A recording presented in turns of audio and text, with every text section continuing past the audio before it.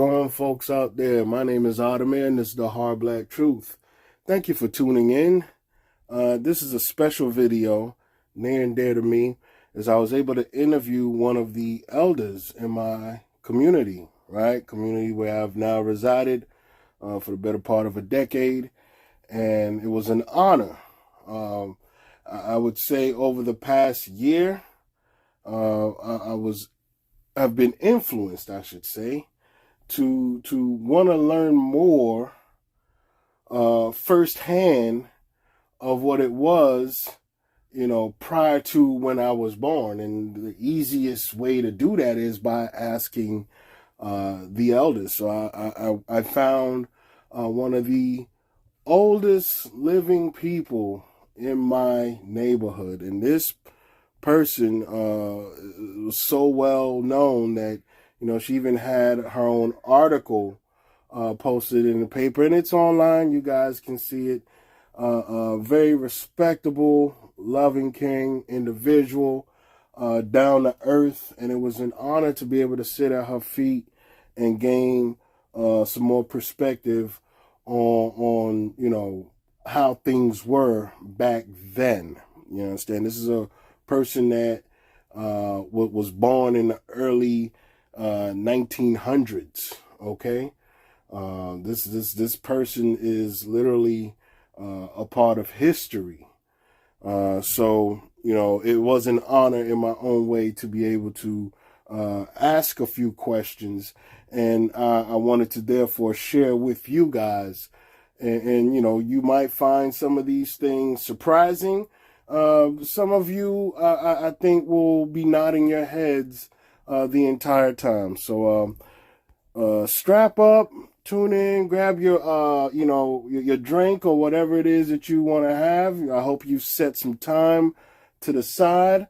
You're just listening to the interview for however long until it no longer piques your interest. But shout out to you for being here. So without further ado, let's get right into it. My first question to her was as simple as it can be. Where did you grow up at?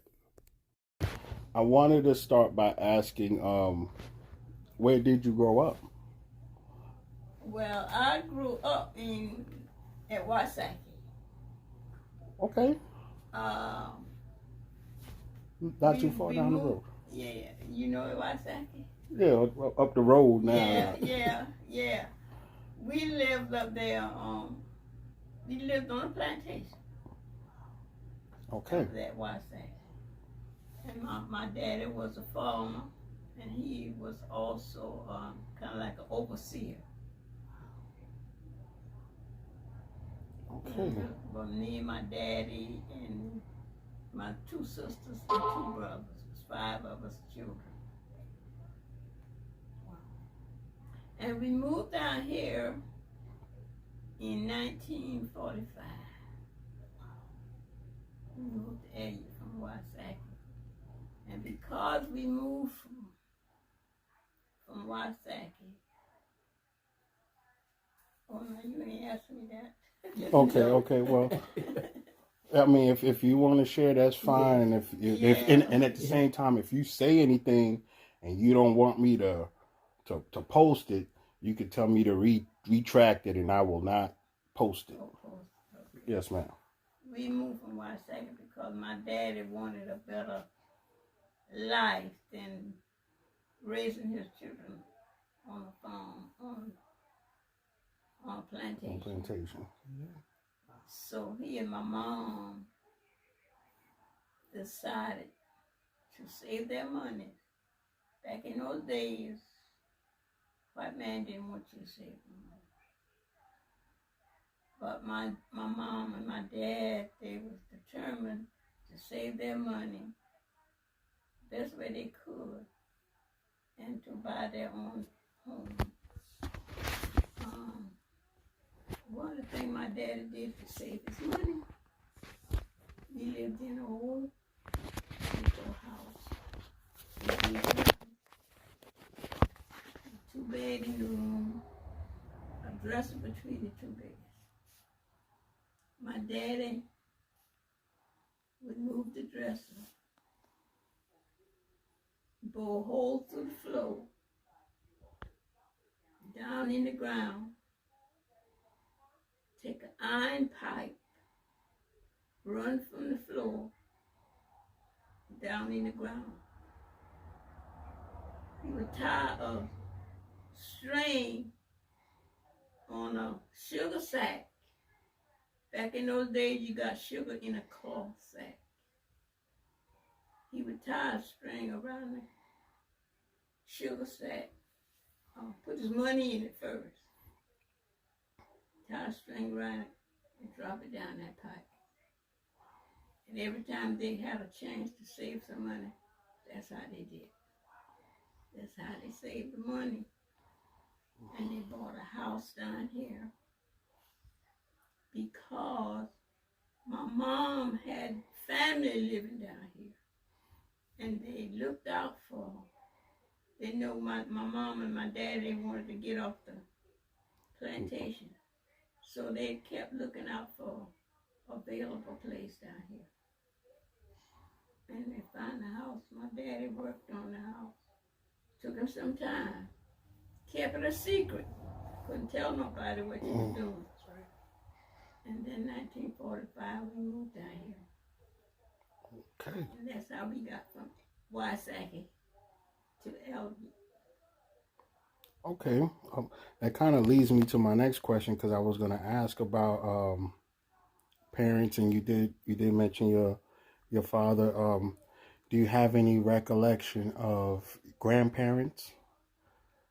No, the only I can only remember my mom's father came and lived with us for a little while. He was sick. I don't know. I don't know what his whereabouts. Can't tell you that, but my mom's father, he owned a store between Manning and Sumter. Anyway, somehow or another, or he's related, all his relatives were down around here. And when he got sick, when he got old and got sick, somebody brought him to my mom. Okay. You said he owned a store in Marion? Mm. You said he owned a store? Yeah, he owned a store. Okay. In between Sumter and Manning.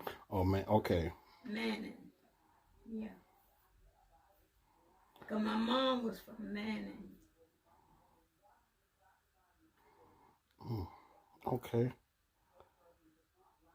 I'm writing that down. So he actually owned a store. That's good. That's indeed. Yeah, he was a very fair complexion man. You couldn't hardly tell him from a white. Wow. All those rights. He was a right. Okay, yeah, you know them right. Yeah. They fair skin, yeah. Fair skin with Yes, good hair. ma'am. I know a lot of them, you know, they like that, you know, still like that, you know, fair skinned people, you know? Okay. Wow. He said with good hair. Okay. Well, you know, that was a, you know, I think it's pictures in one of those books down there, The Right Family. You see The Right Family? Reunion book. See, descendants of Brian and Emma Wright. Yeah. Yeah. I see. I think it's in there on the Jenkins Wright. Yeah. Now, I asked that because I guess my immediate question is did or was there anything that you saw directly growing up that you saw as a direct effect of slavery?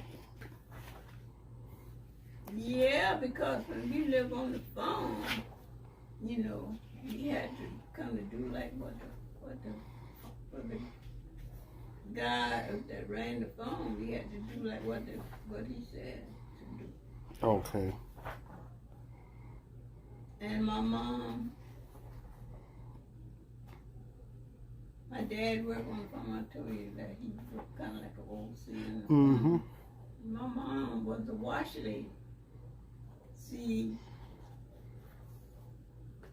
the man whose place who we lived on, plantation, Yes. they had all these groups of people that helped around the house. They had the butler, the cook, Wow. the nurse, the wash lady that took care of the clothes, washing iron. That was my mom. Wow. And my dad was kind of like a butler and an overseer, because he would see about everything that happening around and in the house, that keeping the fire going, keeping the woods cut, be sure that the other people had, the other workers had cut the ample amount of wood to burn in the fireplace. And you would go get the mail and run the little errand. My dad did all that. So that, to me, that's a kind of,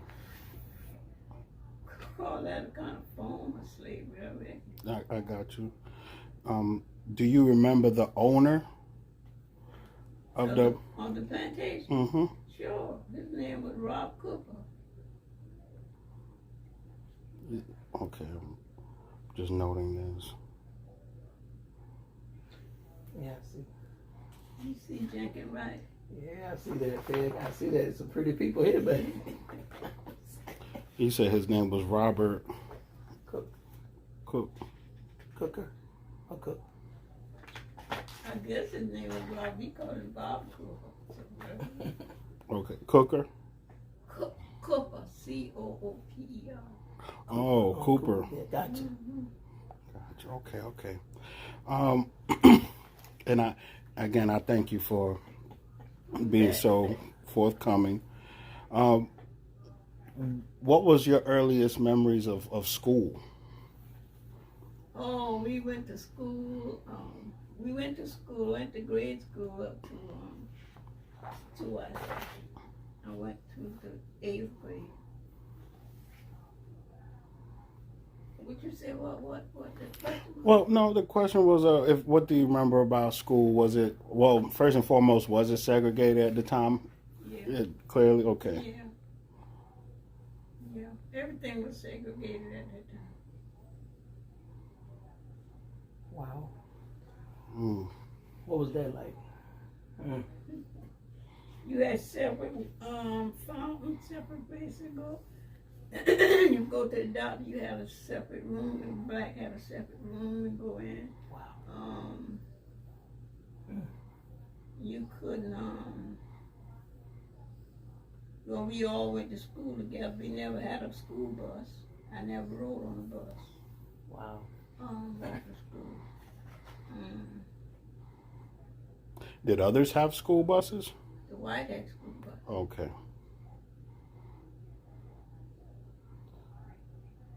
What year would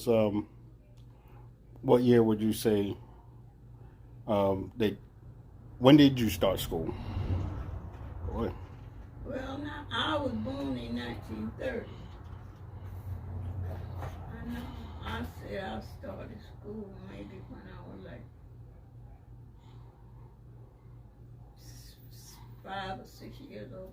Maybe it was 6 years old. Okay, so it started early. Okay, the online, they're talking a lot about immigration now.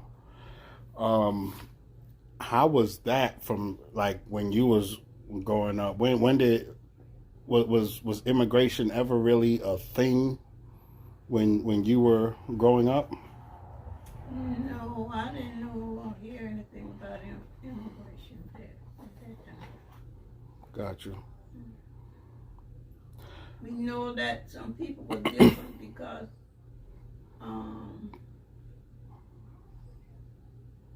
they were doing that time was when they start paving the roads and stuff and things and putting up the electric wires and stuff, and those people, they was kind of different from, I said they was different from the regular white people. I don't know if they was. Yeah, We used to call them what did we used to call them? The power line people. You see, I can't think of what we used to call them. Anyway, they were kind of like a different set of people. I don't know. They were white? Yeah. Okay.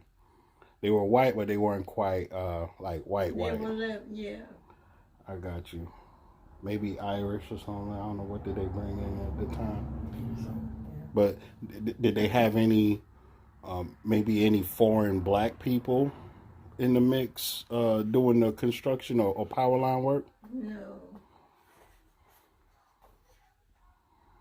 Okay. All right. Charlie, it's got pretty hair. You never did that. Any folks that were known to be African or Caribbean back then?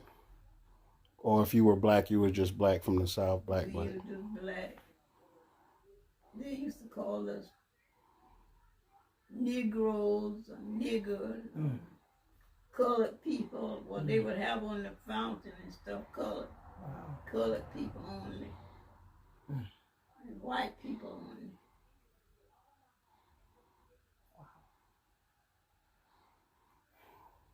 Got you. Okay. If you don't mind me asking, when, if any, did you recall meeting like your first black immigrant, if any? You mean any black foreigners? Yes.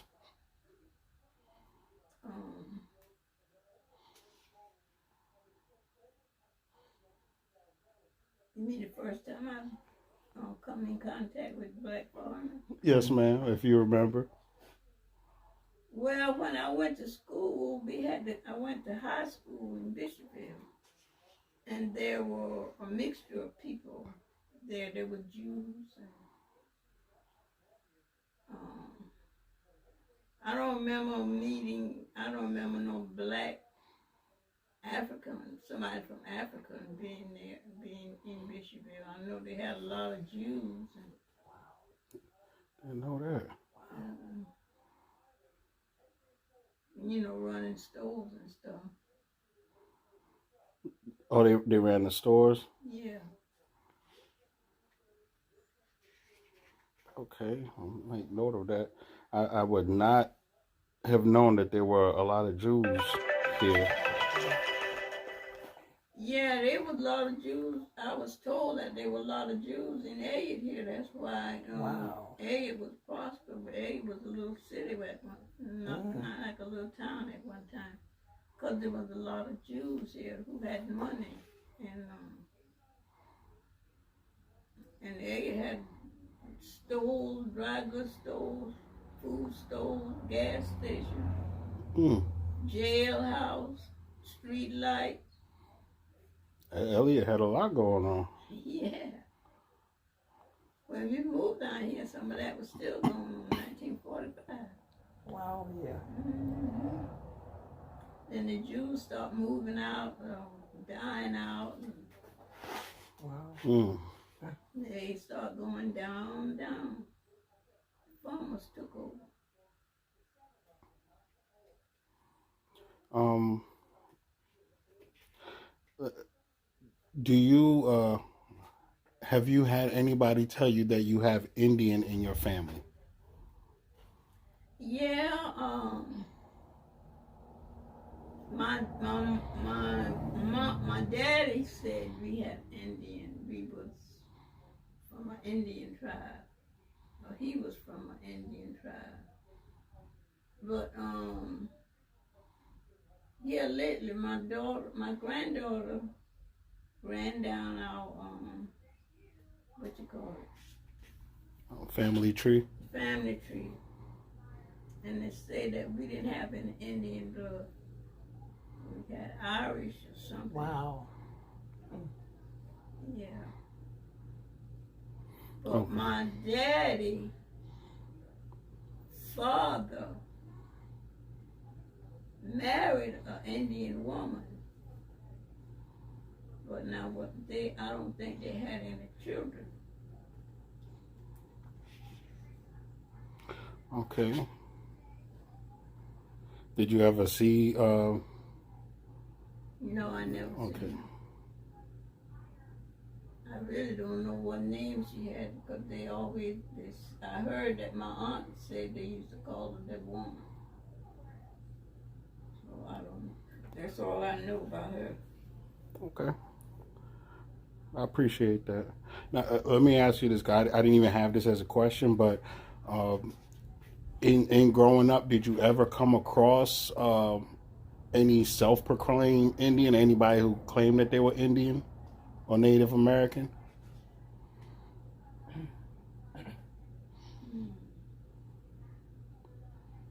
No, I don't think I've had any Okay. dealing with Indian. No more than seeing them at the fairground and stuff. You know, when we used to go to the fair, you know, they would be there with their shows and stuff. Okay. So, except I'm gonna write that down. Fairground shows.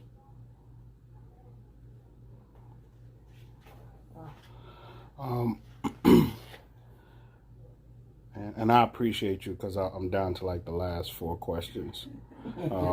I really thank you. Did you ever hear talk growing up about a Marcus Garvey? What? Marcus Garvey. Marcus Garden? Garvey. No. Nope. Who was he? He was a Jamaican immigrant who came over to the States, and he did a lot of stuff with a newspaper and trying to build black empowerment. Now, he had left the States before you was born, but he died. I want to say in Europe, like around 1940, something like that. So that's the reason I asked. No, I never heard of him. I heard, about the other young people that took part in the segregation fight.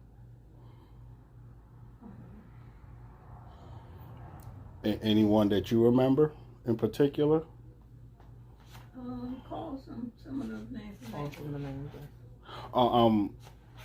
Malcolm X. Malcolm. Okay. Martin Luther King. I'm really like I have a brain fart, but okay, I understand. So it was later. Those are the ones that I can remember. Yeah, you ever had a chance to meet any of them? Even Reverend Jesse Jackson. Not me, no. I saw. But you saw. No, I haven't been in their presence. Okay, but you. Now would be I was in the part of some of the civil rights movement here, and I knew about Dr. I.C. Newman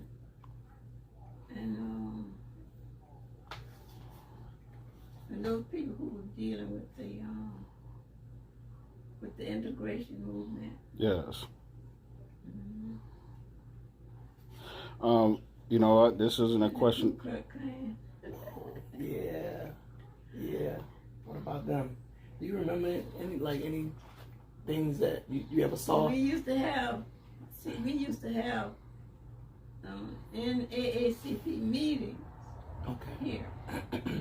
Reverend H.B. Andrews was the president of the NAACP meeting here on Lee County, and our church was one of the churches. They had their meetings at different churches. And our church was one of the main churches where they would hold most of the meetings. And when we would be at the church, discussing what was going on and things, it was always somebody looking out for the Ku Klux Klan. Because they would always be nosing around wanting to know what's happening. Wow. And somebody would come to the church right there and said, Ku Klux Klan coming. Ku Klux Klan coming through Elliott. And the president would say, turn off the light, everybody. Get under the seat. Right out there. But they never came down this way. They, kept going. Okay.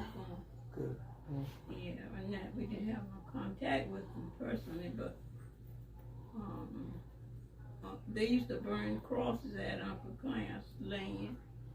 And Reverend Andrews, the ones who they knew was leaders in NACP, they would burn crosses every so often. Wow. Okay. Try to put fear. Yeah. What are your thoughts on reparations? Or have you heard of reparations? Explain it. Yeah. Okay. Say yeah. What was my thought on it? Yes, ma'am. Well, back in those times, things were tough. Things was hard for black people. But we lived through it. We survived it.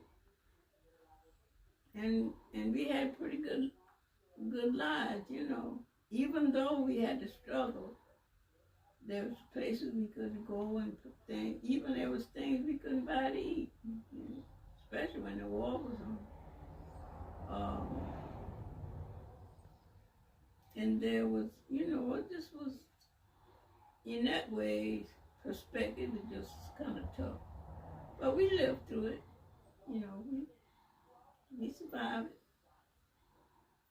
But when we heard about the changes were coming and trying to bring about the changes, quite a few people lived their lives and, in the struggle to make sure that they want to get equality. Gotcha. Go ahead. It's reparations, so. Oh yeah, they talk about they owe us. What they talk about? They come out with 44 and a meal, right? Yeah. Yeah, that's what the concept started off as, but because they never paid that, they're not saying that, you have to pay all of that with interest, and they have different varies of sums, but basically they're saying that is owed. So I just wanted to ask you, someone who, lived closer to that, coming out of that, what were your thoughts on that? Do you feel like black people are owed? Yeah, they owe us. Oh yeah. Sure, they owe us big time because we did the hard work for little or nothing. Yes, ma'am. And from what I understood and understand, that they brought us over here on slave ships. Okay? Exactly. And the way they brought us over here was terrible. Oh my God. And I heard about it. Then we had to slave and work and build up the country. We built up the country for them because they couldn't do it. Even the cities. I don't know about New York, but the Washington was. I heard that Washington was laid out and built up by black men. Yes, it was. Yes. And to make a lot of New York, they definitely had to move black people out of there. So I'm glad to hear your perspective on that. It was terrible. I know when I first went to New York, I heard about New York. I just heard so much about New York, and I just want to look forward to the day I could go to New York. What was going on in New York? It's a lot. Well, the people that was there from here would come back home with this story that everything was so hunky-dunky and you made plenty of money, you wear nice clothes, and and you talk better language, and this New York was just everything. Wow. That's the impression that I got. Yes.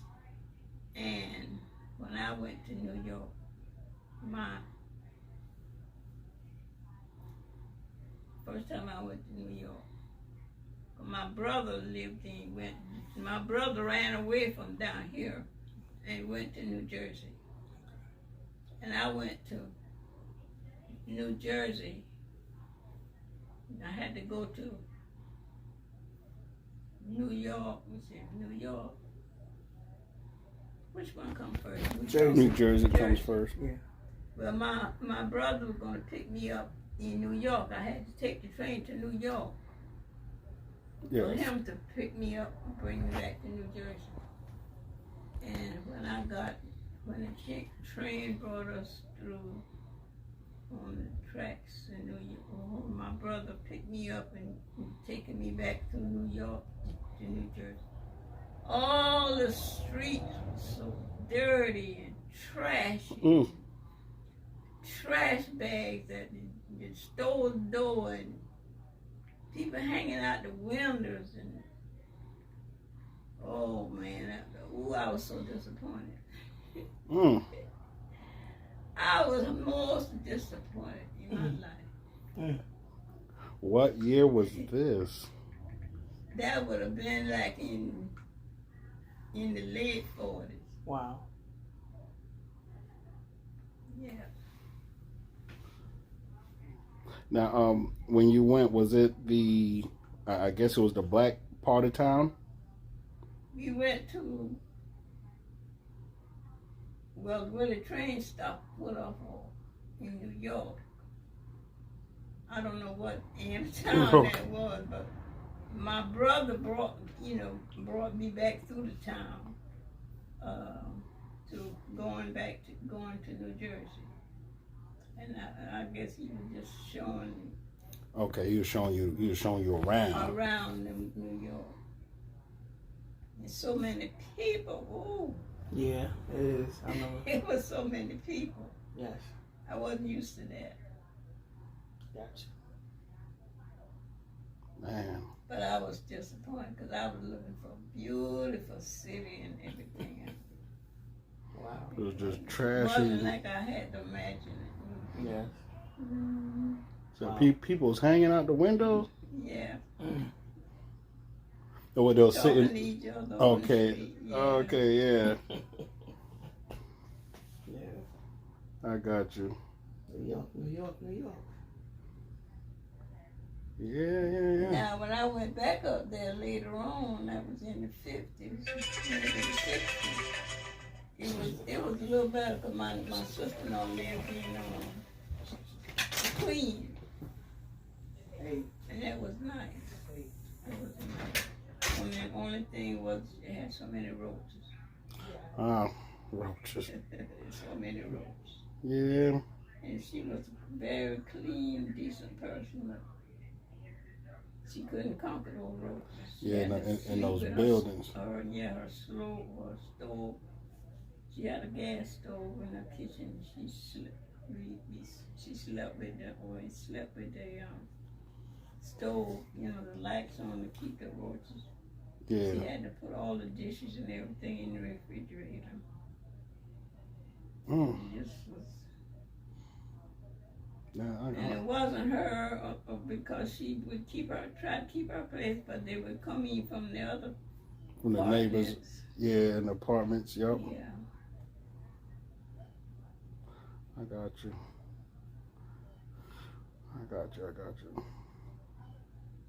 So, I guess I got two last questions. They're talking now. Well, they say every time there's a new election coming, they like to talk about the importance of voting for black people. And then the discussion comes about as far as do you vote because black people died for your ability to vote, or do you vote for something meaningful, meaning that's what black people fought and died for?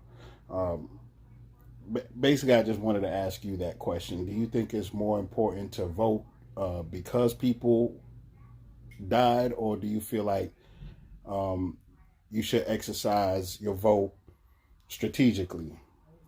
Well, I think it's both. You vote because you have the right to vote. People died to have the right to vote. And since they have given their life for us to be free to vote, just like Jesus gave his life, then we ought to be able to exercise our votes on things that we need that would be helpful. As the what you call it? What the word you use for now? Strategic. Strategic things now. Got you. Yeah. Okay. Try to make them. Try to get the best things that's for us. We want the same thing the other man wants. You want to live the same comfortable way they live. Yes. We want our children to be educated the same as theirs. Yes, ma'am. Yeah. So that we have that right. Even though now they're trying to make it harder. Because I remember when we first started voting, you had to read a part of the preamble. You had to read part of what? The state preamble. Oh, wow. Yeah. You had to read it, a verse of it, something. And the people who couldn't read and write, and there was a lot of people back then who couldn't read and write, because my mom couldn't read and write. And we taught it to her, and she learned it by heart. Yeah. And most of the people learn it, the black people learn it by heart. Wow. In order to get their voting certificate. And he called it was the state preamble? Yeah. My goodness. Okay, well, you said most black folks had to memorize it. Yeah. That's amazing. Yeah, come on, Lisa, teach Mama, like, I forgot how it went.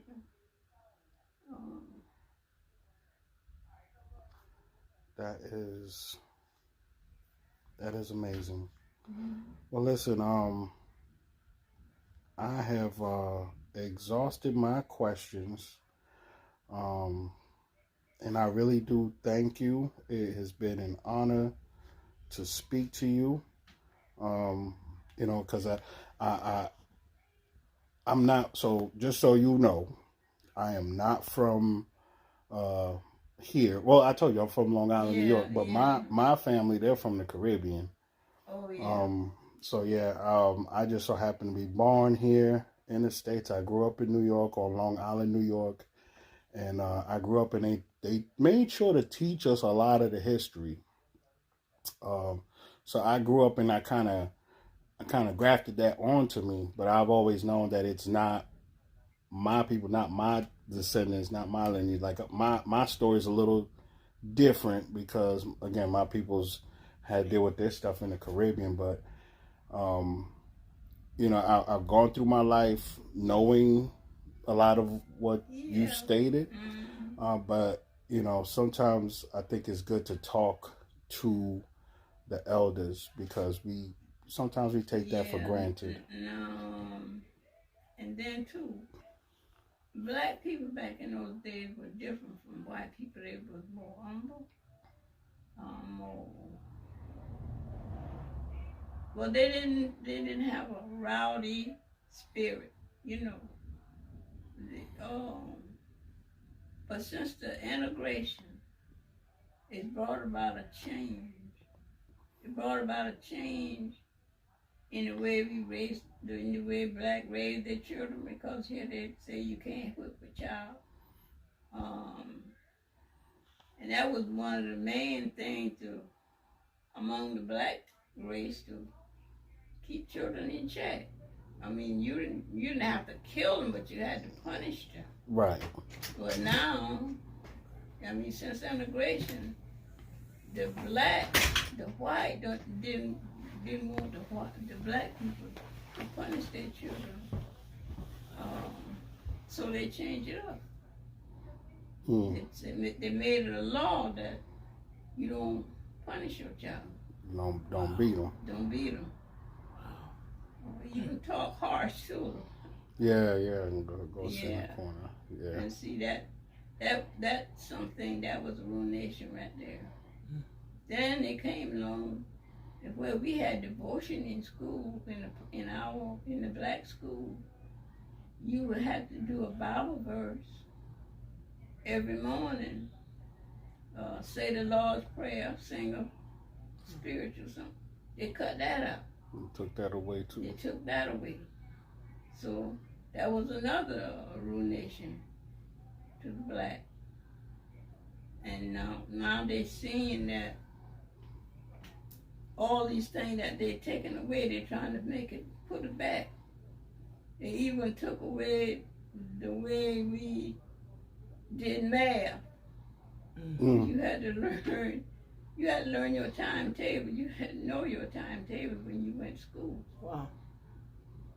Now, the children, or teenagers, or even grown people, everything's on the computer. Yes. When the electricity go out, the computer go out, everybody's standing up looking. Nobody can add or subtract or, That's right. or do nothing. Right.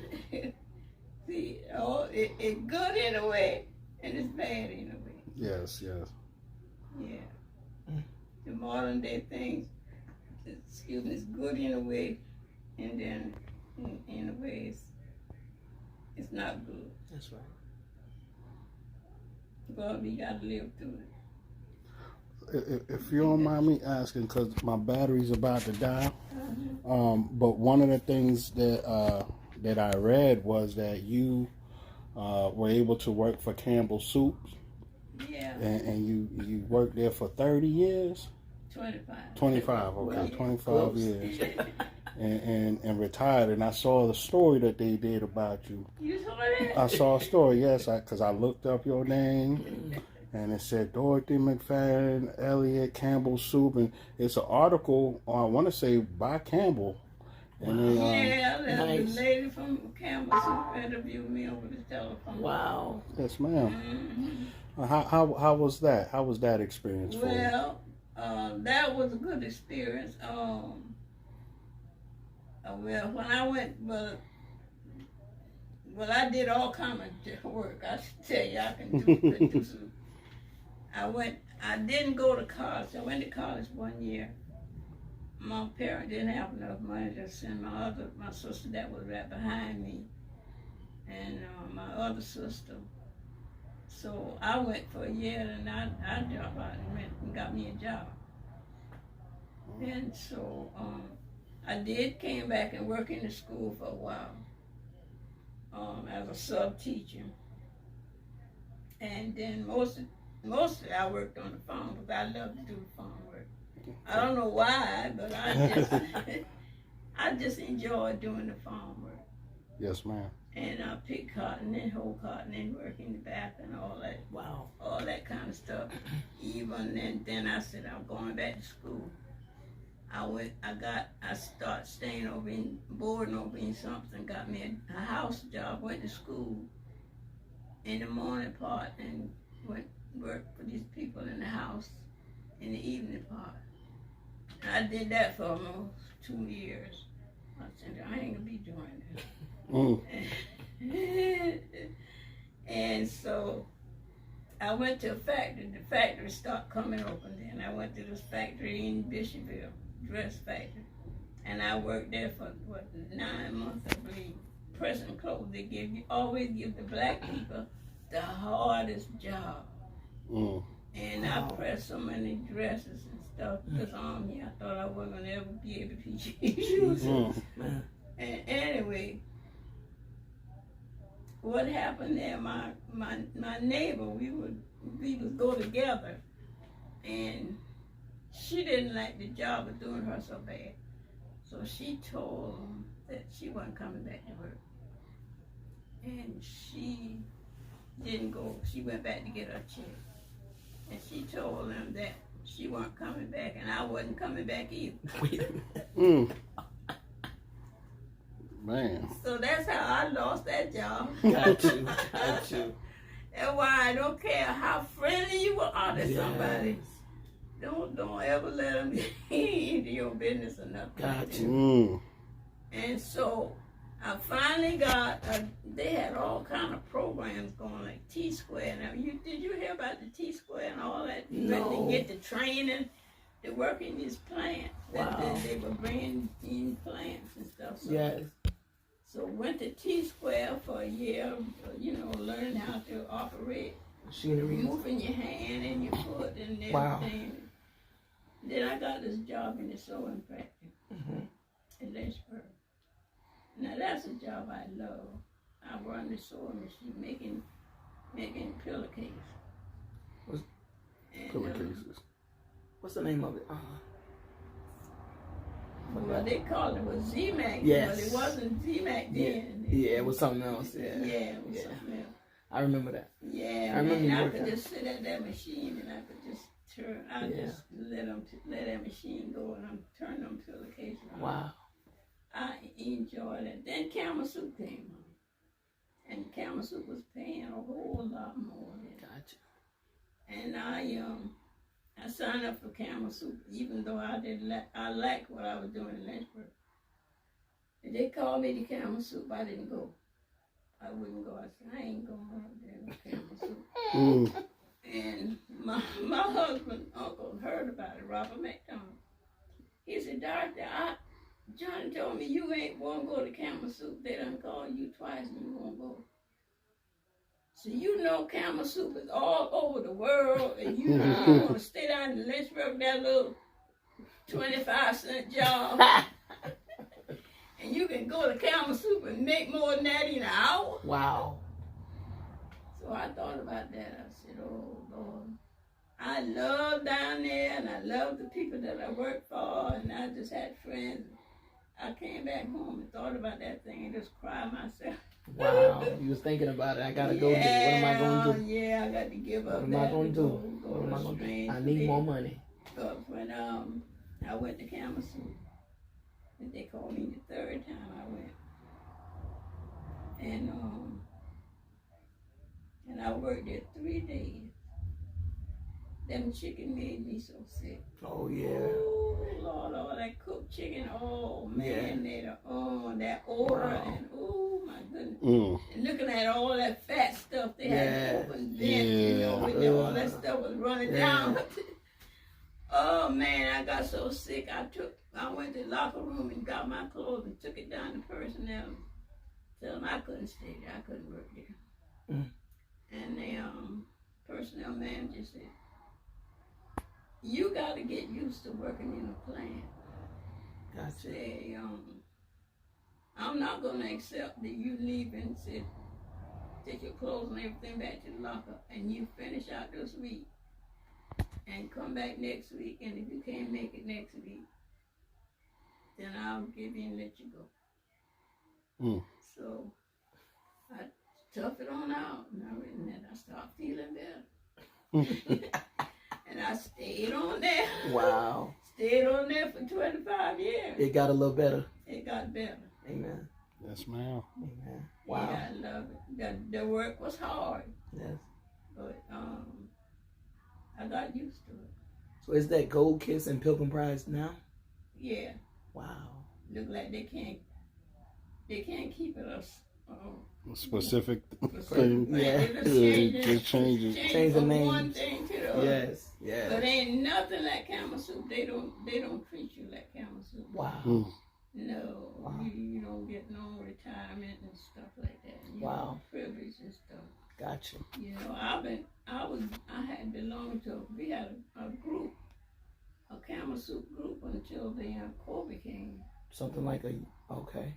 We used to have breakfast once a month. That's nice. At Golden Corral. Nice. Oh my God, that's so nice. Yeah, we had a nice group, and we would invite some of the the head men and stuff to come. Nice. So we had a good gathering there. Wow. But COVID took that away. Gotcha. Yeah. But I retired because after working there 25 years, they came through and told us that, camel soup going out. We didn't believe it. And there ain't no company like this gonna go out. But the head man died. Wow. And we mourned his passing. Wow. And shortly after that, they called us in group by group. They told us what was on the trail. The camel soup was going out. And that those who had the time in to retire, could retire with all the benefits. And those who didn't have time, you had the option to go to the other plant that was going to open. Gotcha. So I said, my best bet is I got the retirement and all the benefits to come on out there. So I stopped. I retired. Yes, ma'am. And I got good benefits. And I'm glad I stayed there. But yeah, it was hard work, but I enjoyed it. I made a lot of friends, met a lot of people. Made a lot of money. Yes, ma'am. Still written and saved a good bit of money. So money camel soup I'm living off of right now.